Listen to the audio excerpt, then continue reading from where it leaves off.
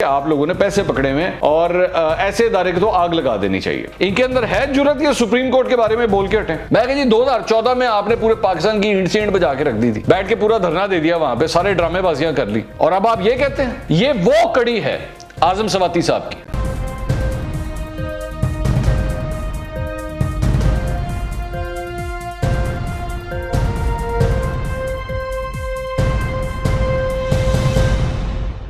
अस्सलाम वालेकुम नाज़रीन, मैं हूं मंसूर अली खान। अपने YouTube चैनल के ऊपर आपको खुशामदीद कहूँगा। सबसे पहले आपसे दरख्वास्त के चैनल को सब्सक्राइब करना मत भूलिएगा और बेल आइकन ज़रूर प्रेस कीजिएगा।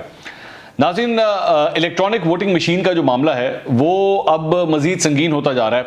मैंने इससे पहले एक व्लॉग भी किया था और मैंने उसमें आपको बताया था कि इलेक्शन कमीशन ऑफ पाकिस्तान की जानिब से 37 मुख्तलिफ एतराज़ात जो हैं वो क्या लगाए गए हैं। इलेक्शन कमीशन उसके ऊपर जो एतराज़ात लगा रहा है, मैंने आपको बिल्कुल उसी तरह रिपोर्ट किया। उसके बाद जाहिर बात है हुकूमत की जानिब से तो उसको डिफेंड किया जाना था कि नहीं ये 37 गलत हैं और ये इस तरह लगाए गए, लेकिन उसके बाद ये जिम्मेदारी जो है उनके चंद चमचों की जानिब से भी जो है, वो जो बैठे होते हैं, मैंने जो आपको बताया है, इनके जो चमचे हैं जो बैठ के ये काम स्टार्ट करते हैं कि फिर उसी नैरेटिव को लेकर चलना है और फिर वो बैठ के चीज़ें बताते हैं आपको कि नहीं नहीं इस तरह नहीं, इस तरह इस तरह इस तरह। उन्होंने वही काम करना है जो हुकूमत कर रही है। मतलब ये वो मैंने पहले भी एक दफ़ा कहा था कि पहले प्रिंट मीडिया होता था तो उसके अंदर चंद सहाफ़ी जो होते थे ना वो मशहूर होते थे कि हुकूमत के चमचे हैं। अब यही काम प्रिंट मीडिया से, अखबारों से यूट्यूब के ऊपर आ गया। अब यूट्यूब के ऊपर ये काम होता है कि आपको हुकूमत की तरफ से जो उनका नैरेटिव है उसको किस तरह बेचना है। हर काम, हर वीडियो जो है वो हुकूमत की फेवर में निकलती है। एनीवेज आगे चलें। खैर मैं तो उसको सहाफत मानता ही नहीं, ये तो बेसिकली PR एजेंसी का काम होता है। ये सहाफत नहीं हो रही, PR एजेंसी का काम कर रहे हैं। खैर आगे आज क्या हुआ जी कि आज पार्लियामेंट के अंदर जो है वो जो कायमा कमेटी है उसके अंदर इसी के ऊपर ये मामला चल रहे थे। तो आजम सवाती साहब जो सीनियर रहनुमा है पाकिस्तान तहरीक इंसाफ के और मिनिस्टर भी हैं, वो पेश हुए, रेलवे के मिनिस्टर हैं, वो वहाँ पे पेश हुए और वहाँ पे उन्होंने इलेक्शन कमीशन ऑफ पाकिस्तान के ऊपर जो है वो अटैक स्टार्ट कर दिए। उन्होंने कहा कि जनाब ये जिस किस्म का इदारा है, आप जो है वो मतलब नाराज़ थे इलेक्शन कमीशन ऑफ पाकिस्तान से कि जी ये आपने जो एतराज़ात उठाए हैं EVM के ऊपर और ये बहुत गलत है। उसमें उन्होंने कह दिया कि जी आप लोगों ने ना पैसे पकड़े हुए हैं। आजम सवाती साहब ने फरमा दिया कि आप लोगों ने पैसे पकड़े हुए हैं और ऐसे इदारे को तो आग लगा देनी चाहिए। अच्छा, मैंने जब ये देखे इनके कमेंट्स के टेलीविजन के ऊपर कमेंट्स आए, मुझे बड़ी हैरानी हुई। दो चीज़ें।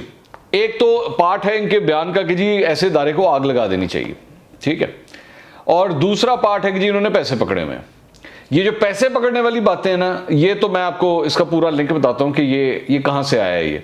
और जो आग लगाने वाली बात है, मुझे हैरानी इस बात के ऊपर हुई कि ये जिस इदारे को भी समझते हैं ना कि यहाँ पे हमारी चल सकती है या हम ये सब कुछ बोल सकते हैं, आगे से जवाब तो आना ना कोई नहीं और ना हमारे खिलाफ कोई एक्शन होना है, उसके ऊपर ना ये सीधे चढ़ दौड़ते हैं कि तुम्हारी ऐसी की तैसी, तुम लोगों को तो आग लगा देनी चाहिए। मतलब इलेक्शन कमीशन ऑफ पाकिस्तान है, क्या कर लेगा ये हमारा कर क्या सकता है कि हम ये कह देंगे हाँ जी इसको आग लगा देनी चाहिए। अब ये वह छोटी सी मैं खबर ज़रा आपके साथ शेयर करूं। ये सुप्रीम कोर्ट ने ये खबर है आज से तकरीबन 3.25 साल पुरानी। ये आजम सवाती साहब ये जो भाषण दे रहे हैं इलेक्शन कमीशन ऑफ पाकिस्तान को कि जी इसको आग लगा देनी चाहिए, मौसूफ ने क्या, ये बच्चा देखिए, ये आपको जो स्क्रीन के ऊपर नज़र आ रहा है, ये बच्चे से गलती ये होगी थी कि इनके चंद जानवर जो हैं वो आजम सवाती साहब के घर के अंदर, इनके फार्म हाउस के अंदर घुस गए थे। वहाँ पे जाके जो फसलें शसलें थी, जो दरख्त थे, वो वहाँ से पत्ते शत्ते खाना शुरू हो गए थे। तो इनके बंदे आ गए थे और इनके बंदों ने आके जो है वो काफ़ी ज़दोकोप किया था इस फैमिली को, जो गरीब फैमिली है। उसके बाद इन्होंने IG इस्लामाबाद को कॉल की थी, तो IG इस्लामाबाद ने इनका फ़ोन नहीं उठाया था और ये चाहते थे कि एक्शन लिया जाना चाहिए। ये एक्शन क्यों नहीं लिया जा रहा? तो जब एक्शन नहीं लिया गया था तो उसके बाद इन्होंने IG इस्लामाबाद जो है उसको फारिग करवा दिया था, उसकी ट्रांसफर करवा दी थी और फिर सुप्रीम कोर्ट ने बीच में इंटरवीन किया था और इनको इस्तीफा देने का कहा गया था कि आप इस्तीफा दें। इस तरह इनका इस्तीफा लिया गया था। इनके अंदर है जुर्रत ये सुप्रीम कोर्ट के बारे में बोल के हटें या ये सुप्रीम कोर्ट को कह के हटें कि जनाब ऐसे इदारे को तो आग लगा देनी चाहिए। लेकिन इनका बस जो है वो इलेक्शन कमीशन ऑफ पाकिस्तान पे चलता है क्योंकि वहां से कुछ होना नहीं है, वहां से तो कोई एक्शन नहीं होना।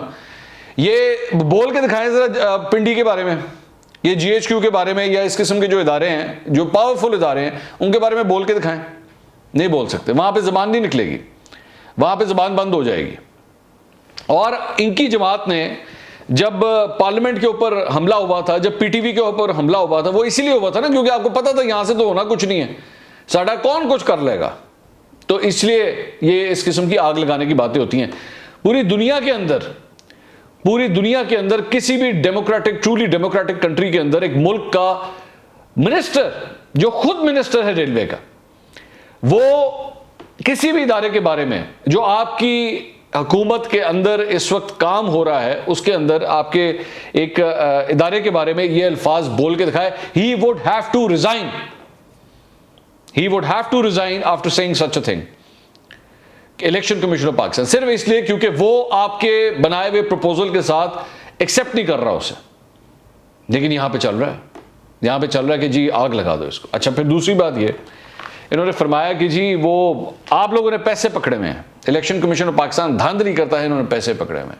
अच्छा, ये सिलसिला वो 2013 से चल रहा है, लेकिन ये खत्म नहीं हुआ। इल्जामात लगाने का ना लगाता है, उन आगे देख लो जो कुछ होना है, देखेंगे की करना है, इल्जाम तो लगा दिया ना इन्होंने। 2013 को एक सोची समझी वो स्कीम के तहत इन्होंने फरमाया कि जनाब यहाँ पे जो है वो धांधली की गई और 35 पंक्चर की स्टोरी बनाई गई जी, 35 पंक्चर लगे जिसकी वजह से नवाज शरीफ उस वक्त इलेक्शन जीता।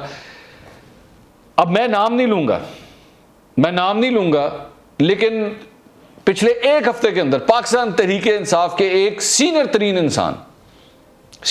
इंसान, मेरी उनसे बैठ के बात हो रही थी, तो उन्होंने बैठ के मुझे स्टैटिस्टिकली 2013 के इलेक्शन के बारे में बात हो रही थी, स्टैटिस्टिकली उन्होंने प्रूव करके बताया कि 2013 के इलेक्शन में ये जो बात करते हैं ना जी, बड़ी मुनज़्ज़म किस्म की कोई स्कीम के तहत धांधली हुई है, ऐसा कुछ नहीं हुआ था।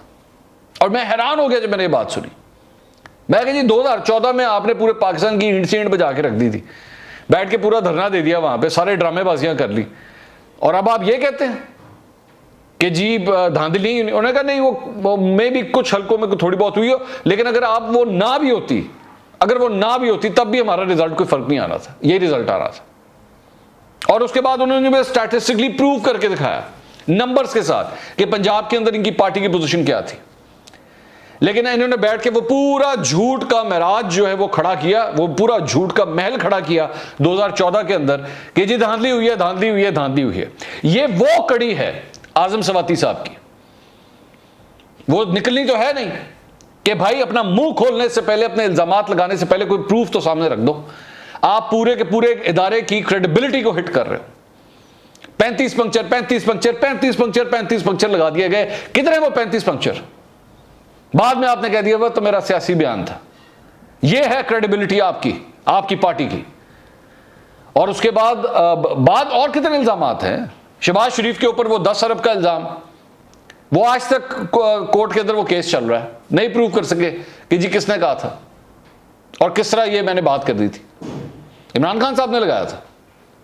और पता नहीं कितने इल्जामात हैं, किस किस के ऊपर वो लगाते हैं बैठ के। हम जर्नलिस्ट के ऊपर कम लगाए हैं, आपकी पार्टी के बैठ के, या ये दिन रात बैठ के भाषण देते रहते हैं कि जनाब ये मुहिब्बे वतन नहीं है, तो ये काफिर मुसलमान पता नहीं किधर किधर तक गए हुए हैं। अब आप इब्रारुल हक के बैठ के देख लें एहसन इकबाल के ऊपर जब हमला हुआ था तो क्या किया था इन लोगों ने।